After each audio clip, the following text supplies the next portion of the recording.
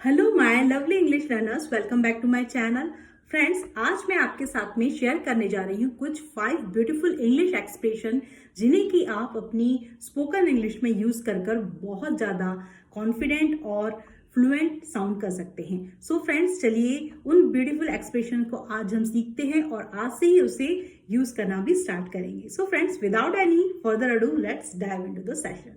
सो friends, first expression है out of this world. Out of this world मतलब friends होता है कोई भी चीज का एकदम लाजवाब या बेमिसाल होना। जैसे कि हम कहते हैं ना कि इस रेस्टोरेंट का खाना तो लाजवाब है, मतलब ये आउट ऑफ दिस वर्ल्ड है। मतलब किसी भी चीज का एक्सट्रीमली गुड, एक्सट्रीमली इम्प्रेसिव और extremely unusual in a different, in a positive way. तो फ्रेंड्स, किसी भी चीज का एकदम लाजवाब या बेमिसाल होना, इस चीज को हम किस तरीके से एक्सप्रेस करेंगे, तो इसके लिए इंग्लिश एक्सप्रेशन है out of this world. Out of this world जैसे कि कहते हैं हम कि जो नई टेक्नोलॉजी आई है ये आउट ऑफ दिस वर्ल्ड है। The new technology is out of this world. या फिर हम कह सकते हैं कि ये जो रेस्टोरेंट है इसका जो खाना है वो बहुत ही लाजवाब है, आउट ऑफ दिस वर्ल्ड है।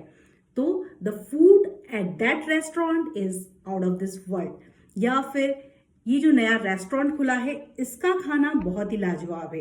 The new restaurants food is out of this world.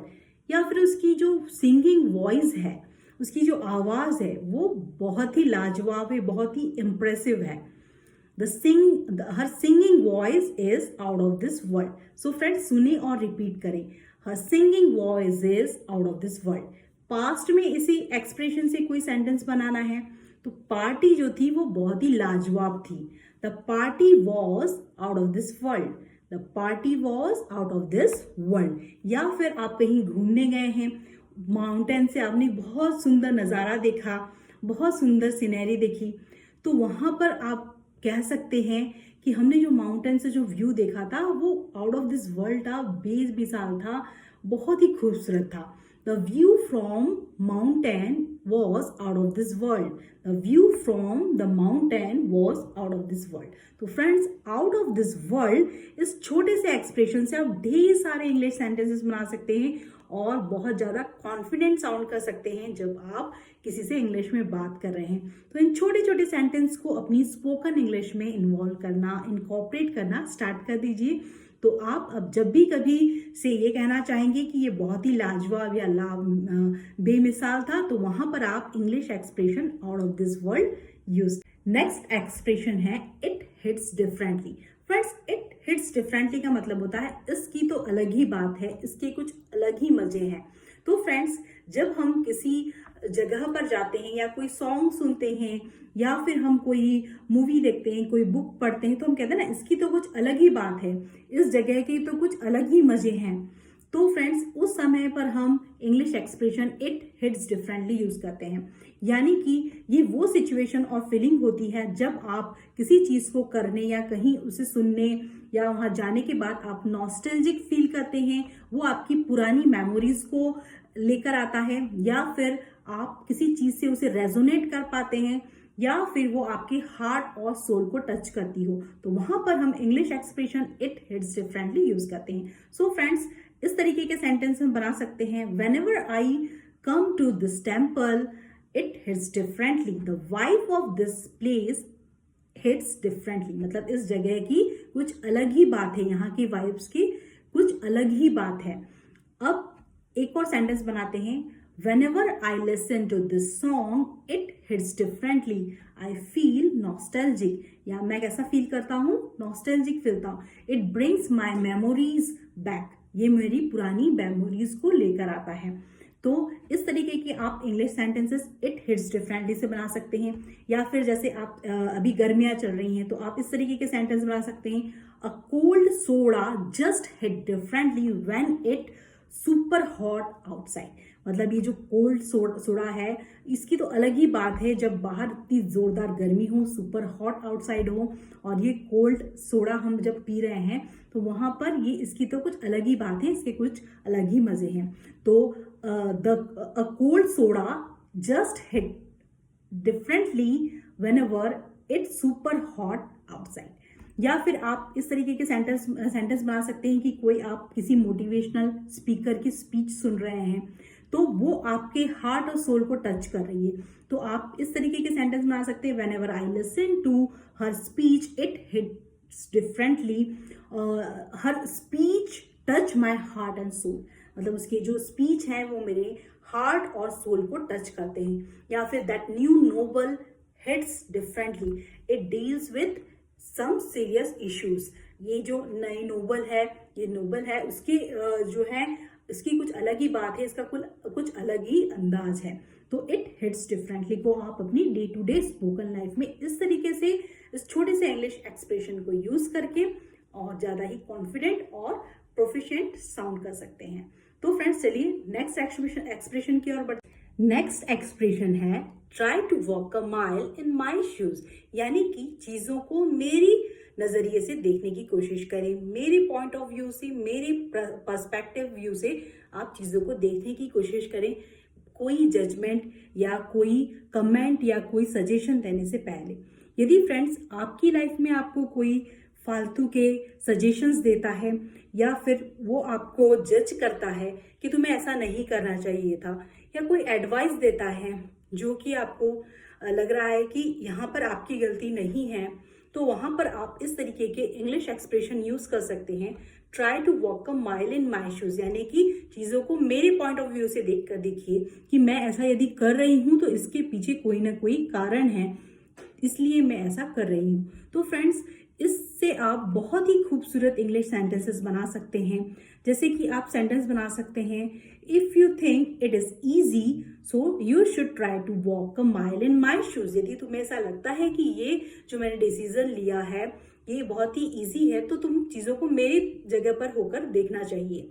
या फिर आप इस तरीके के सेंटेंस बना सकते हैं, okay friends thank you for your suggestion but you should try to walk a mile in my shoes before judge me या before pass me any advice, try to walk a mile in my shoes, then you will get to know why I did this or what I have to go through every day, तो तब तुम्हें पता चलेगा कि मुझे किन चीजों से होकर रोज गुजरना पड़ता है। तो try to walk a mile in my shoes ये एक ऐसा इंग्लिश एक्सप्रेशन है जब आपको कोई जज कर रहा हो और आपको कोई सजेशन पास कर रहा हो, लेकिन आप पर वो सजेशन या जजमेंट या कोई अजम्पशन फिट नहीं कर रहा हो, आपको लग रहा हो आप आपकी जगह पर ठीक है, सही है, और आप उन चीजों को अपने पॉइंट ऑफ व्यू, अपने कंफर्टेबल जोन में देख रहे हो, तो आप वहां पर English vocabulary try to walk a mile in my shoes use कर सकते हैं। जैसे कि you might understand my decision better if you try to walk a mile in my shoes, तुम मेरे इस डिसीजन को बहुत अच्छे से समझ पाओगे या समझ सकते हो यदि तुम चीजों को मेरे नजरिए से देखने की कोशिश करो। तो you might understand my decision better if you try to walk a mile in my shoes. तो फ्रेंड्स इसी कॉन्फिडेंस के साथ में आप इस एक्सप्रेशंस को अपने डे टू डे लाइफ में आज से ही इनकॉर्पोरेट करना शुरू करें। सो आइए नेक्स्ट एक्सप्रेशन देख। नेक्स्ट एक्सप्रेशन फ्रेंड्स है it is no laughing matter. It is no laughing matter का मतलब फ्रेंड्स होता है इसमें क्या हंसने की बात है या इसमें क्या मजाक उड़ाने की बात है। यदि फ्रेंड्स आपका कोई फ्रेंड आपकी खिल्ली उड़ा रहा है या आपकी कोई खराब सिचुएशन का मजाक उड़ा रहा है, वहां पर आप इस इंग्लिश एक्सप्रेशन को यूज कर सकते हैं, it is no laughing matter, मतलब इसमें हंसने की कोई बात नहीं है। तो आप इस तरीके के सेंटेंस बना सकते हैं, stop making fun of the situation, it is no laughing matter. Stop making fun of the situation, it is no laughing matter, मतलब इस सिचुएशन का मजाक बनाना बंद करो क्योंकि ये कोई हंसने की बात नहीं है। या फिर आप सेंटेंस बना सकते हैं कि इस मैटर को आप सीरियसली लीजिए, इसमें कोई मजे की या हंसी उड़ाने की बात नहीं है। We take this situation seriously या we take this matter seriously, it is no laughing matter, it is no laughing matter. या फिर किसी की जॉब चली गई है, आपका फ्रेंड उसकी मजे ले रहा है या खिल्ली उड़ा रहा है, तो आप इस तरीके के सेंटेंस बना सकते हैं, after losing his job he was in a bad position or he was in a worse position, he was in a tough position, so it is no laughing matter, ये कोई हंसने की बात नहीं है। तो इस तरीके के सेंटेंस आप बनाकर और ज़्यादा कॉन्फिडेंट साउंड कर सकते हैं जब आप इन एक्सप्रेशंस को स्पोकन इंग्लिश में यूज़ करेंगे कॉन्फिडेंटली, बार बार स्पीकिंग प्रैक्टिस करेंगे और बार बार इन्हीं दूसरे सेंटेंसेस को इसके साथ में जोड़कर लिंक कर कर बोलने की कोशिश करेंगे तो आपकी फ्लुएंसी डबल हो जाएगी और आपकी फ्लुएंसी बिल्डअप होगी। So friends, next English expression, it never hurts to. Friends, ये इंग्लिश एक्सप्रेशन हम वहां पर यूज करते हैं जहां पर हम ये बात को कहना चाहते हैं कि इसमें क्या जाता है, किसी से हेल्प मांग ली इसमें क्या जाता है, या किसी से माफी मांग ली इसमें क्या जाता है, या थोड़ा सा पोलाइट और रिस्पेक्टफुल वे में किसी से बात कर ली तो इसमें क्या जाता है। तो वहां पर हम इस English expression it never hurts to को यूज करेंगे। तो देखिए हम कितने प्यारे प्यारे ब्यूटीफुल सेंटेंसेस बना सकते हैं इट नेवर हर्ट्स टू के साथ में वर्ब लगाकर। It never hurts to apologise, या it never hurts to ask for help. Help मांगने में क्या जाता है, it never hurts to ask for help, या it never hurts to ask for direction. किसी से डायरेक्शन पूछ लिया कि आपको पता नहीं, आप अनश्योर हैं उस डायरेक्शन के बारे में, आपको पता नहीं कि कहाँ जाना है, आपने डायरेक्शन के लिए पूछ लिया, it never hurts to ask for direction. या it never hurts to try new things, नई चीज को ट्राई करने में क्या जाता है। या फिर कोई आपसे बहुत रूड टोन में बात कर रहा है और आपने थोड़ा सा रिस्पेक्टफुल वे में उससे बात कर ली तो उसमें क्या जाता है। तो आप इस तरीके के सेंटेंस बना सकते हैं, why are you talking in a such a rude manner और rude tone, it never hurts to be polite और बी रिस्पेक्टफुल। तो इस तरीके के आप खूबसूरत sentences it never hurts to से बना सकते हैं। या फिर कोई आपके पास में प्लान बी आपने पहले से ही बना के रखा है और तो इस पर भी आप यूज कर सकते हैं sentence it never hurts to have a backup plan. यदि आपका फर्स्ट प्लान जो है अनसक्सेसफुल हो गया है तो आप सेकंड प्लान को पहले से बैकअप प्लान बना के रखा है तो उसमें क्या जाता है, it never hurts to have a backup plan. तो फ्रेंड्स, इस तरीके के खूबसूरत इंग्लिश सेंटेंसेस आप इस छोटे से expression it never hurts to से बना सकते हैं। सो फ्रेंड्स, आज आपने देखा कि किस तरीके से हम इन छोटे छोटे एक्सप्रेशंस को यूज कर कर, जिसको कि हम डायरेक्टली सीख कर उनसे ढेर सारे इंग्लिश सेंटेंस बहुत ही कॉन्फिडेंटली बोल सकते हैं और अपनी फ्लुएंसी को बिल्ड कर सकते हैं। सो फ्रेंड्स, आज मैंने आपको 5 खूबसूरत इंग्लिश एक्सप्रेशन सिखाए हैं और उसे ढेर सारे एग्जाम्पल्स भी दिए हैं। और तो फ्रेंड्स, मैं सिर्फ ये एक्सपेक्टेशन रखती हूँ आपसे कि यदि आपको ये जो वीडियो है पसंद आई है और आप इस तरीके की और खूबसूरत वीडियो मेरी ओर से चाहते हैं तो प्लीज़ मेरे चैनल को सब्सक्राइब करें, वीडियो को ज़्यादा से ज़्यादा लाइक और शेयर करें, जिससे कि मुझे आपका प्यार और मोटिवेशन मिलता रहे और मैं आपके लिए नई वीडियोस इस तरीके की लाती रहूं। तो फ्रेंड्स, मैं एक और आपसे रिक्वेस्ट करूंगी कि आप इन 5 एक्सप्रेशन से आप 5 तरीके के डिफरेंट जो है सेंटेंसेस बनाकर मुझे कमेंट बॉक्स में कमेंट करें।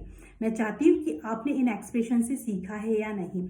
यदि सीखा है और आप अपने आप को next down the line 5 years में या 3 इयर्स में, 2 इयर्स में बहुत ज़्यादा कॉन्फिडेंट साउंड करना चाहते हैं, अपनी स्पोकन इंग्लिश को बिल्ड करना चाहते हैं, तो फ्रेंड्स आप इन इंग्लिश एक्सप्रेशन को आज से ही अपनी डे टू डे लाइफ में इनकॉर्पोरेट करना, यूज़ करना शुरू कर दीजिए। तो फ्रेंड्स, आप मुझे इसके सेंटेंस बनाकर कमेंट सेक्शन में कमेंट करेंगे, मुझे इस चीज़ की पूरी उम्मीद है। तो friends, if this video add any value in your English learning journey, please do subscribe my channel and don't forget to hit the bell icon. So bell icon को जरूर प्रेस करें जिससे कि आपका कोई भी वीडियो मिस ना हो। मैं मिलती हूँ आपको नेक्स्ट नए लेसन में नए इंग्लिश एक्सप्रेशन और सेंटेंसेस के साथ में। Till then, take care, thanks for watching my videos, keep learning, keep watching, keep growing. Thanks for watching my videos.